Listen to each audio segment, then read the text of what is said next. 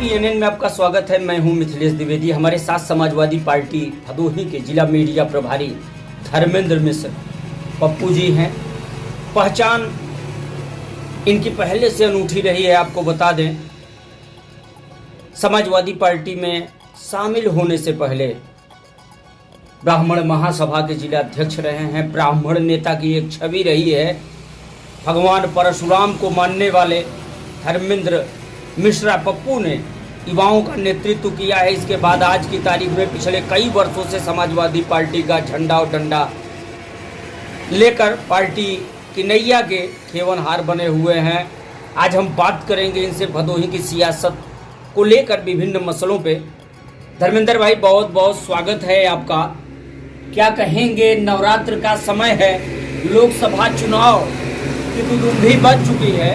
अगर हम लोकसभा चुनाव की बात करें तो समाजवादी पार्टी ने इस बार इस सीट को टीएमसी को दे दिया है। टीएमसी प्रत्याशी ने मैदान थाम लिया है। अभी तक भाजपा बसपा जैसे दलों ने प्रत्याशी घोषित नहीं किया है। क्या कहेंगे? राष्ट्रीय अध्यक्ष जी ने यह सीट जो है टीएमसी को दे दिया है। उसके प्रत्याशी ललित त्रिपाठी जी क्षेत्र में आए हुए हैं। माननीय राष्ट्रीय अध्यक्ष जी के निर्देश पर सभी कार्यकर्ता, सभी पदाधिकारी, बूथ कमेटी, सेक्टर कमेटी, आम समाजवादी विचारधारा के लोग सब लोग लग चुके हैं और आगामी लोकसभा चुनाव को हम लोग जीतेंगे और ललित जी को संसद में। क्या मानते हैं, भारतीय जनता पार्टी को कितना चुनावी लाभ मिल सकता है? देखिए, भगवान राम के विषय में जब जाएंगे, भगवान राम सबके बिनु पग चलई सुनई बिनु काना। वो तो बिना पग के चलने वाले हैं, बिना कान के सुनने वाले हैं। वो मेरे भगवान राम हैं। और भगवान राम की जो के नाम पर तो वही जैसे कालनेम ने राम राम जपते हुए हनुमान जी को भ्रमित कर दिया था। जिस समय ज्ञान हनुमान जी को हुआ तो उन्होंने उठा के पटक दिया। तो वैसे ही इस जनता को यह मालूम हो गया है कि बनावटी ये भक्त हैं राम के, जो राम नाम जप करके राम के नाम पर सत्ता तक पहुंचना चाहते हैं। तो देश की जनता हनुमान जी रूपी रुद्र अवतार हनुमान रूप यह जनता यह जान चुकी है कि ये लोग कालनेमी है और इनको उठा करके 2024 में पटक करके वहीं जमीन पे बना दे। क्या मानते हैं, ललितेश जी का चुनाव कैंपेन चल रहा है। सबसे पहले प्रत्याशी घोषित हुए हैं। अभी भाजपा और बसपा के प्रत्याशी मैदान में नहीं आ सके हैं। जनता जो है हमारे पक्ष में है।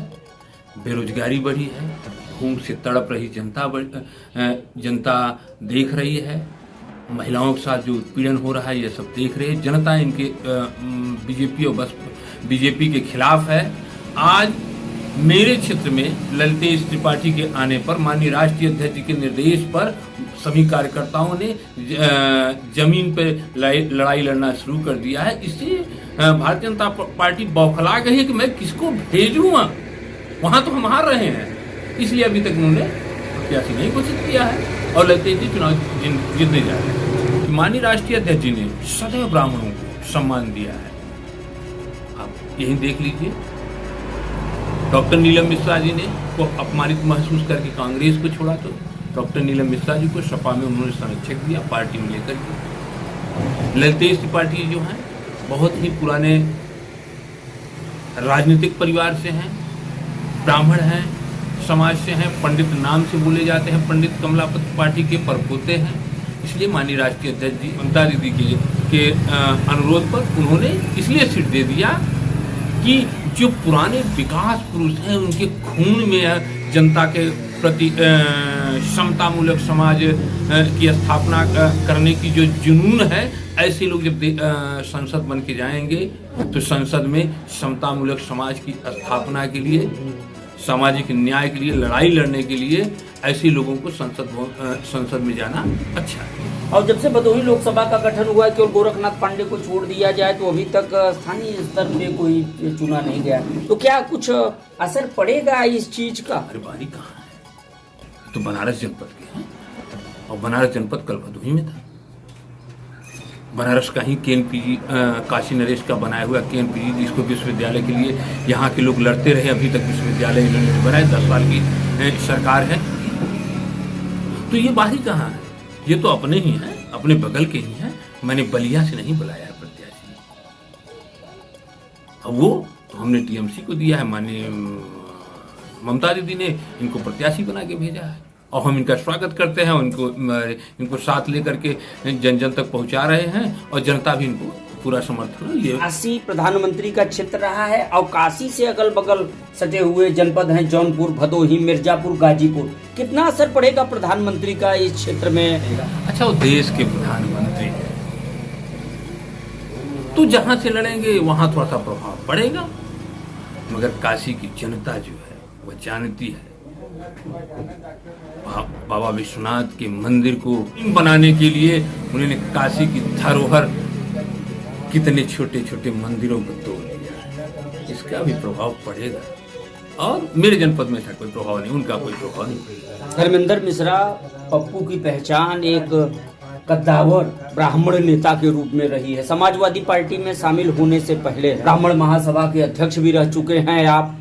क्या मानते हैं इस चुनाव में ब्राह्मणों की कितनी लामबंदी है? क्योंकि जो चीजें दिखाई देती हैं, जिस तरह से भाजपा दावा करती रही है अगड़ी वोटों को लेकर, इंडिया गठबंधन के TMC प्रत्याशी कितना प्रभावित करेंगे आपके समाज को? ब्राह्मण जो है वह सदैव न्याय प्रिय रहा है। वो देख रहा है कि आज देश का नौजवान रो रहा है रोटी के लिए, बेरोजगारी से परेशान है। वो देख रहा है कि आने वाले समय में मैं जो है क्या दूंगा। यदि हमारे पूर्वजों ने चंद्रशेखर आजाद, मंगल पांडे जैसे लोगों ने इस देश को अपनी बलिदान देकर इस देश को आज़ाद कराया था, तो हम आज़ाद इसलिए हैं और हम ये चाहते हैं कि हमारे आने वाले औलाद जो है वो गुलाम न हो। इसलिए भारतीय जनता पार्टी को देश सत्ता से हटाना बहुत जरूरी है। तो ये थे धर्मेंद्र मिश्रा पप्पू, जिन्होंने हमसे हर मसले बात की है। कहा है भाजपा और बसपा को प्रत्याशी ढूंढने से नहीं मिल रहे हैं। भारतीय जनता पार्टी की इस बार लोकसभा चुनाव में हार तय है। फिर मिलेंगे इसी तरह की एक और खबर के साथ, तब तक के लिए दीजिए इजाजत। नमस्कार।